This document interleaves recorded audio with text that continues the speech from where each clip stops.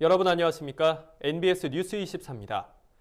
2018년 농어촌 서비스 기준 이행 실태를 점검한 결과 농어촌 주민들의 삶의 질이 더욱 악화된 것으로 드러났습니다. 소방 안전뿐 아니라 진료와 영유아 보육시설 등의 서비스 수준이 작년보다 열악해졌다는 평가입니다. 김하영 기자가 보도합니다. 농림축산식품부와 한국농촌경제연구원이 2018 농어촌 삶의 질 향상 정책 컨퍼런스를 열고 올해 농어촌 서비스 기준 이행 실태 점검 결과를 발표했습니다. 농어촌 서비스 기준이란 도시와 농촌 어디에 살든 국민으로서 누려야 할 기본적인 삶의 질 수준을 보장하기 위해 정부가 제공해야 하는 최소한의 공공 서비스 목표치를 말합니다. 농경연 조사 결과 농어촌 서비스 기준 전체 17개 항목 중 소방 출동, 진료 서비스, 영유아, 창업 및 취업 컨설팅, 교육 등 4개 항목의 이행률이 작년보다 하락했습니다. 특히 농어촌 주민 안전에 빨간불이 켜졌습니다. 화재 발생 신고 접수 후 5분 내에 소방차가 현장에 도착한다는 소방 출동 항목 이행률이 작년 24.6%에서 올해 18.8%로 뚝 떨어졌습니다. 내년까지 달성해야 할 목표치가 55%인데 목표 달성은커녕 오히려 크게 뒷걸음질한 겁니다. 보건복지 수준도 악화됐습니다. 농어촌 주민이 사는 시군 내에서 내과, 정형외과 등 중요 과목 진료가 가능하다는 진료 서비스 항목의 이행률은 작년보다 0.7%포인트 떨어졌고 일정한 수요가 있는 지역에서는 읍면 내에서 영유아 보육시설을 이용할 수 있다는 영유아 항목 이행률도 작년보다 0.6%포인트 하락했습니다. 또한 시군 내에서 창업 및 취업에 관한 전문적인 컨설팅 또는 교육 서비스를 받을 수 있다는 창업 및 취업 컨설팅, 교육 항목 이행률도 작년보다 3%포인트 가까이 떨어졌습니다. 도농 간의 소득 격차가 점점 커지고 있는 가운데 안전과 복지 등 삶의 질과 직결되어 있는 공공 서비스에서조차 농촌이 열악한 상황에 놓여 있는 만큼 주민 수요에 맞는 농어촌형 서비스 기준의 개선이 시급해 보입니다. MBS 뉴스 김하영입니다. 네, 농어촌 주민들의 삶의 질이 갈수록 떨어지고 있다는 소식이었습니다. 그렇다면 이에 대한 대책은 없는지 스튜디오에 나와 있는 김하영 기자와 알아보겠습니다. 네, 김하영 기자. 현재 농어촌의 삶의 질을 개선하기 위해서 가장 시급한 부분은 어떤 건가요? 네, 전문가들은 가장 먼저 농어촌 지역의 열악한 교통 여건에 대해 지적했는데요. 농촌 대중교통의 경우 운행 횟수가 적어서 대중교통 의존도가 높은 어르신들의 불편이 지속되고 있습니다. 실제로 농촌 마을에 버스가 다니는 횟수는 하루 평균 6.1회에 불과하고 버스가 아예 다니지 않거나 운행 횟수가 3회 이하인 마을도 20%나 되는 것으로 조사됐습니다. 여기에 운송업 종사자들이 직업 안정성이 높은 특별시나 광역시로 이직하는 경우가 늘어날 것으로 예상돼 농어촌 대중교통 운영 체계에 심각한 문제가 발생할 수 있을 것으로 예상됩니다.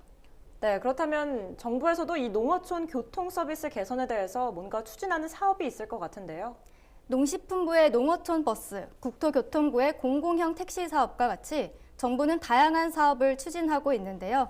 하지만 전문가들은 성과가 지속되고 있지 않다고 지적했습니다. 전문가들은 이런 추세라면 농어촌 지역 교통 서비스의 질적 수준이 떨어질 수 있다고 우려했고 국내외 사례를 검토한 결과 정부 주도형보다는 주민 참여형 교통 서비스의 성과가 좋았다고 소개했습니다. 강원 춘천시에 도입된 조교마을 버스라는 서비스가 대표적입니다. 소양강 댐이 생기면서 옛길이 20대 대중교통을 이용하지 못하던 주민들을 위해 마을에서 직접 버스를 운행하고 있는 건데 주민들은 만족스럽다는 평가를 내놓고 있습니다. 네, 들어보니까 농어촌 교통약자들을 위한 정책 마련이 시급해 보입니다. 그렇다면 다른 문제점으로는 어떤 것들이 있습니까? 네, 바로 열악한 복지 문제였는데요. 농어촌의 복지 서비스 혜택을 받는 대상을 더 넓혀야 한다는 지적이 나왔습니다.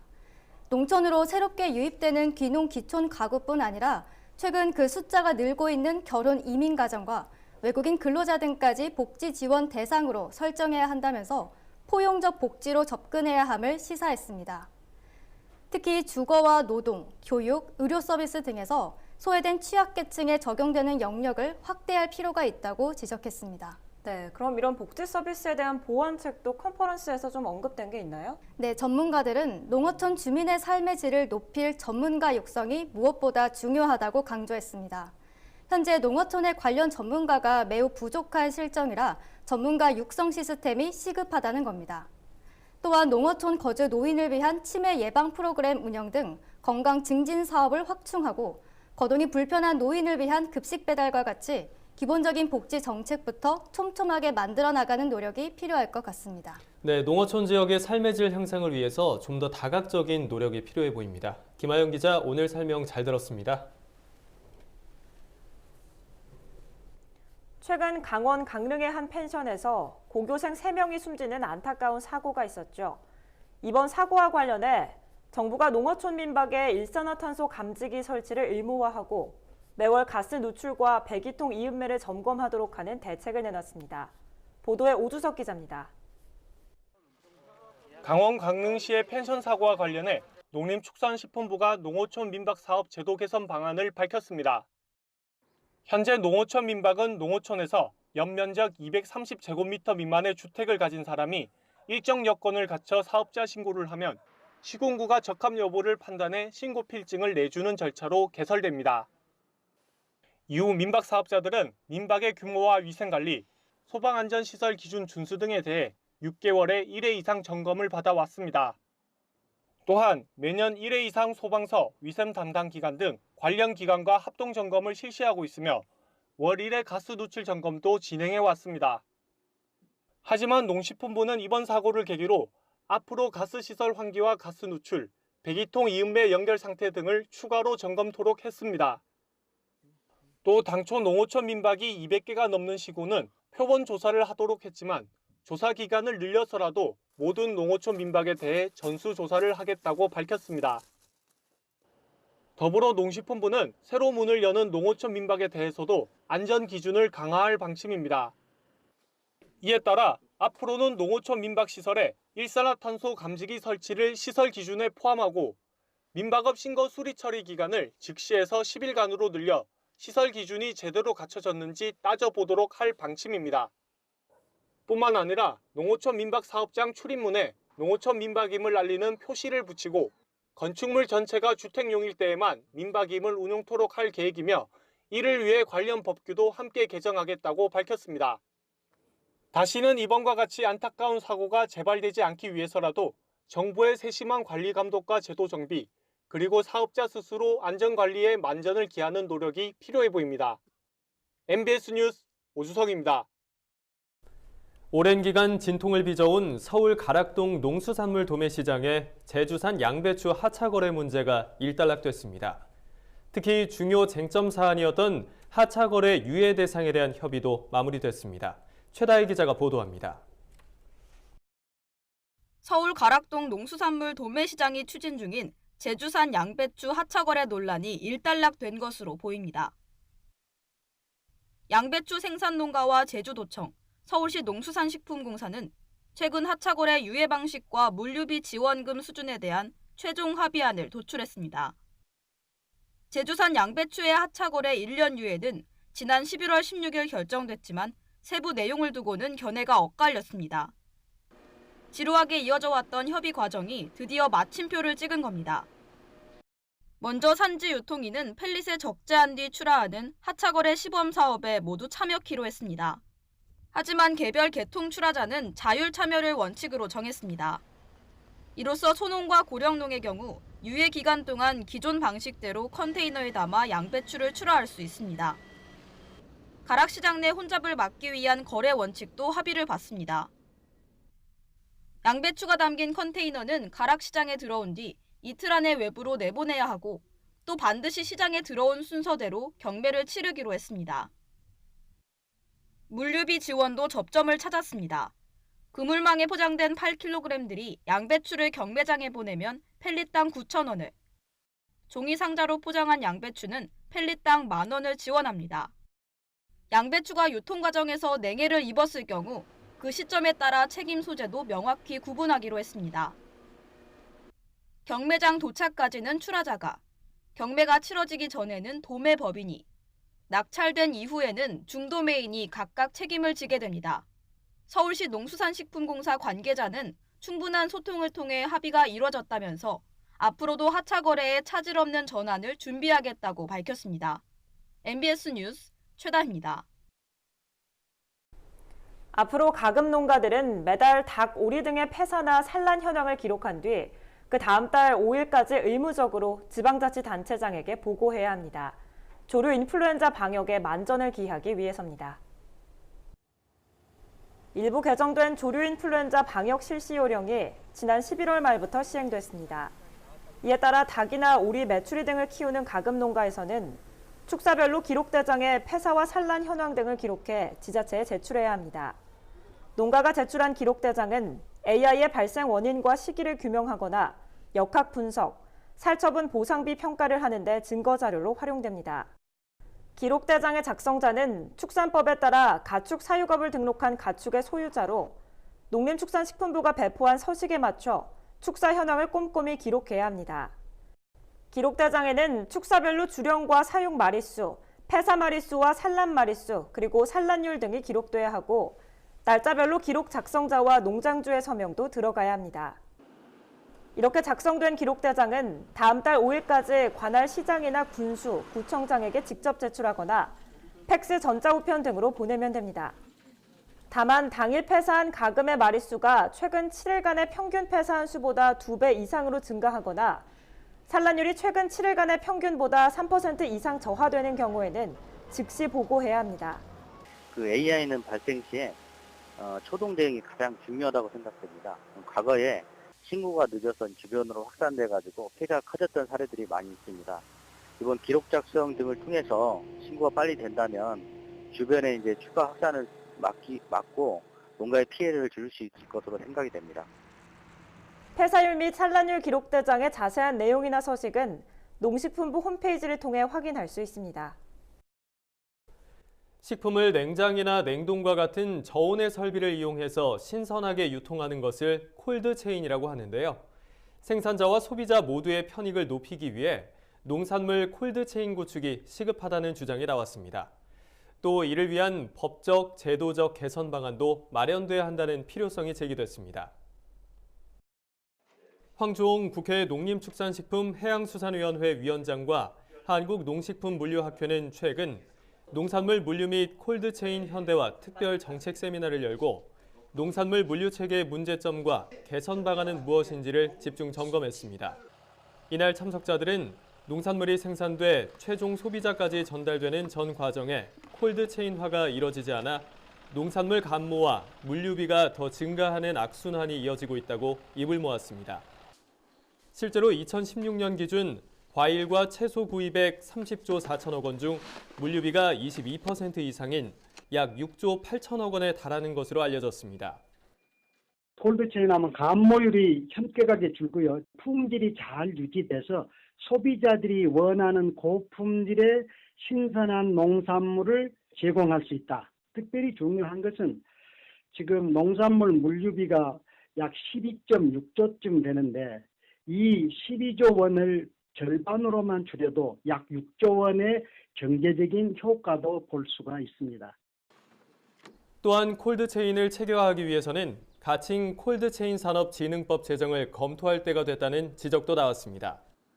그래서 식품마다 냉장, 냉동의 적정한 온도가 다르고 또 동일한 식품이더라도 수확 시기에 따라서 냉장, 냉동의 적정한 온도가 달라져야 합니다. 그래서 현행 규정을 좀 더 품목별로 세분화해서 식품 업계에서 활용할 수 있도록 할 필요가 있다고 봅니다. 또 정부가 운영하고 있는 여러 법령에서 콜드체인 정책을 추진할 수 있는 근거를 두고 있습니다. 하지만 부처별로 정책의 목표라든가 또 우선순위에 따라서 지원 내용들이 달라지겠지요. 따라서 종합적으로 추진할 수 있는 법적인 체계가 필요하다고 볼 수 있습니다. 특히 전문가들은 농안법의 콜드체인 시설 지원 등에 대한 언급이 없어 농산물 콜드체인화가 더디게 진행되고 있다면서 관련 내용을 농안법에 적시해야 한다고 강조했습니다.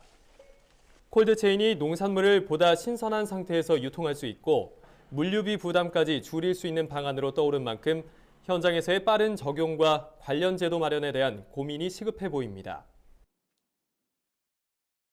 경북 봉화군이 농민수당 지급을 위한 절차에 들어갔습니다. 경상북도 내에서는 처음인데요. 지역 주민들의 의견을 수렴해 지급 대상 신청과 조례 제정이 끝나면 빠르면 내년 하반기부터 농민수당이 지급될 것으로 보입니다. 홍정표 기자가 보도합니다. 봉화군에서 추진 중인 농민수당은 연간 50만 원. 현재 봉화군의 등록 농가 수는 7,521호. 연간 37억 5천만 원의 예산이 소요됩니다. 하지만 각 농가의 수입이나 재산 상태, 등록 농가의 경업 등을 고려해 지급 농가의 기준이 어떻게 정해지느냐가 관건입니다. 지급 근거도 마련해야겠고 또 사회적으로 또 여론도 통합시켜야 되고 또 농가의 홍보라든가 설득 또 단체 간의 여러 가지 문제점 등을 보완해서 대통합 차원에서 좋은 안을 마련하는 게 최고 급선무로 생각하고 농민수당은 농업인의 기본소득 보장을 위한 첫걸음이라는 의미도 매우 큽니다. 지난 10일 봉화군에서 열린 농민수당 토론회에서는 그 필요성과 중요성이 강조됐습니다. 농가 소득 보전을 위해서 많은 정책을 펼쳐왔거든요. 소위 말하는 농업 보조금이란 이름으로. 그런데 이게 사실 실효성이 크지 않았어요. 예산을 들인만치 농민 소득에는 별반 도움이 안 되는 그런 방식이었습니다. 농민수당이 거의 유일한 마지막 수단이 아닌가. 농민 입장에서는 수당 지급에 환영하지만 지급 범위나 작황 상태에 따른 차등 지급을 우려하기도 합니다. 농사가 잘 된 사람, 농사가 안 된 사람 있을 거 아니에요. 그래 구분이 있어서 주겠죠. 근데 농민수당 준다는 건 참 좋은 일인 것 같아요. 현재 농민수당은 전남 강진군과 해남군이 내년부터 시행할 예정이며 금액과 지급 방법, 농가 선정 기준은 지자체별로 다르게 정하고 있습니다. 경북에서는 처음으로 시행을 앞두고 있는 봉화군의 농민수당. 어려운 농촌 살림을 살릴 수 있는 작은 불씨로 새로운 희망이 되기를 기대합니다. 헬로티비 뉴스 홍정표입니다. 간추린 뉴스입니다. 한국농업경영인중앙연합회 제19대 회장으로 김지식 회장이 당선됐습니다. 김지식 회장은 충남 금산군 출신으로 지난 2016년 제18대 한농연 중앙연합회장으로 당선됐는데 이번에 다시 한번 13만 후계 농업 경영인의 선택을 받아 2020년까지 한농연을 이끌게 됐습니다. 김지식 회장 당선자는 산적한 농정 현안 해결과 더불어 문재인 정부의 농정개혁을 조속히 이끌어내겠다는 각오를 밝혔습니다. 6개 공공기관이 무허가 축사 적법화의 신속한 행정 지원을 위해 손을 맞잡았습니다. 해당 6개 공공기관은 한국국토정보공사와 대한건축사협회, 한국자산관리공사, 한국농어촌공사, 축산환경관리원, 그리고 농협경제지주입니다. 이들 기관은 이번 협약에 따라 지적 측량과 설계 등 각자 보유하고 있는 역량과 자원을 최대한 지원하기로 했습니다. 특히 무허가 축사 적법화와 관련된 정부 정책에 적극 협력하고 지역축협의 무허가 축사 업무 지원에도 적극 나설 예정입니다. 서울시가 2019년 체류형 귀농학교에 입교할 예비 귀농인 57세대를 모집합니다. 서울시의 체류형 귀농학교는 귀농을 희망하는 시민이 최소 4개월에서 최대 10개월 동안 농촌에서 생활하며 귀농 준비를 할 수 있는 프로그램으로 충북 제천, 경북 영주 등 총 6곳의 지역에서 진행됩니다. 예비 귀농인으로 선발되면 체류형 귀농학교에서 생활하며 과수, 양봉, 채소, 약초 등 해당 품목의 재배 전 과정에 대한 이론과 실습 교육을 받을 수 있습니다. 모집 대상은 최근 3년 이상 서울에 거주한 만 65세 이하 서울 시민으로 내년 1월 7일부터 2월 1일까지 서울시 홈페이지를 통해 접수할 수 있습니다. 녹각 영지버섯이 몸속 유해산소인 활성산소를 없애고 신경세포 보호에 효과적이라는 연구 결과가 나왔습니다. 농촌진흥청이 녹각 영지버섯 자실체를 70% 주정으로 추출한 시료에 항산화 활성을 측정한 결과 비타민C의 5분의 1 정도로 우수했으며 쥐의 녹각 영지버섯 추출물을 먹인 후 활성산소 억제 능력을 측정해보니 활성산소가 40%가량 줄어든 것으로 나타났습니다. 사슴뿔을 닮아 녹각이라 불리는 녹각 영지버섯은 집에서 손쉽게 차로 즐길 수 있고 버섯을 잘 말린 다음 천에 싸서 입욕제로도 사용할 수 있습니다. 다음은 최상구 농민신문 논설실장의 뉴스 논평입니다. 농림축산식품부가 2019년에는 사람 중심의 농정개혁을 추진하겠다고 밝혔습니다. 농식품부는 18일 정부 세종청사에서 따뜻한 농정, 더불어 잘 사는 농업 농촌을 주제로 문재인 대통령에게 한 내년 업무보고에서 일자리 창출을 최우선 과제로 하고 직접지불제를 공익형으로 개편하는 등 6대 중점 과제를 추진해 국민 체감 성과를 창출하겠다고 했습니다. 6대 중점 과제는 농업 농촌 일자리 창출, 스마트 농업 확산, 공익형 직불제 개편, 신재생 에너지 확대, 로컬 푸드 체계 확산, 농축산업 안전 환경 관리 등입니다. 농식품부가 제시한 6대 과제는 하나하나가 농업의 공익적 가치를 확장하고 국민이 안심하고 소비하는 생산 체계를 구축하는 데 필요한 사항들입니다. 문제는 성과입니다. 개혁 방향이 옳아도 개혁 성과가 농가 소득 증대나 농민들 삶의 질 향상으로 이어지지 않으면 추진 동력을 얻기도 개혁을 지속하기도 어렵습니다. 그런데 농식품부가 사람 중심의 개혁을 강조하지만 농민들의 체감도는 떨어집니다. 일자리 창출이 청년농 육성이나 농업 후계 인력 확보라는 측면보다 동물 간호복지사 등 새로운 직업 만들기에 초점이 맞춰져 당장 인력 부족이나 농촌 소멸 위기 극복 수단으로는 한계가 있을 수밖에 없다는 것입니다. 직불제 개편은 그동안 나왔던 방안을 다시 확인한 수준으로 농민들의 관심이 높은 쌀값 안정화 방안과 직불제 재정 규모 등 진전된 내용이 나오지 않았습니다. 국민이 안심하고 소비하는 생산체계 구축 방안으로 제시된 과제 가운데 농약 허용물질 목록 관리 제도와 가정용 달걀 선별 포장업 유통 의무화는 농가들이 시행 유예나 보완 요구가 끊이질 않았는데도 시행 방침만 강조해 농가 요구와는 거리가 멀었습니다. 문재인 대통령은 이날 업무 보고를 받고 당사자인 농민과 단체, 전문가 등의 폭넓은 의견을 수렴하기 바란다며 농업에 대한 과감한 투자를 통해 농민이 혁신의 주체가 되고 농업이 젊은이들이 돌아오는 일자리의 보고가 되도록 해야 한다고 주문했습니다. 대통령의 이 같은 지적은 농정개혁 과정에서 당사자 의견 수렴의 중요성을 강조한 것이어서 시사하는 바가 큽니다. 농정개혁은 국민보다 농민이 먼저 체감해야 합니다. 농민 중심의 농정개혁이 사람 중심의 농정개혁입니다. 감사합니다.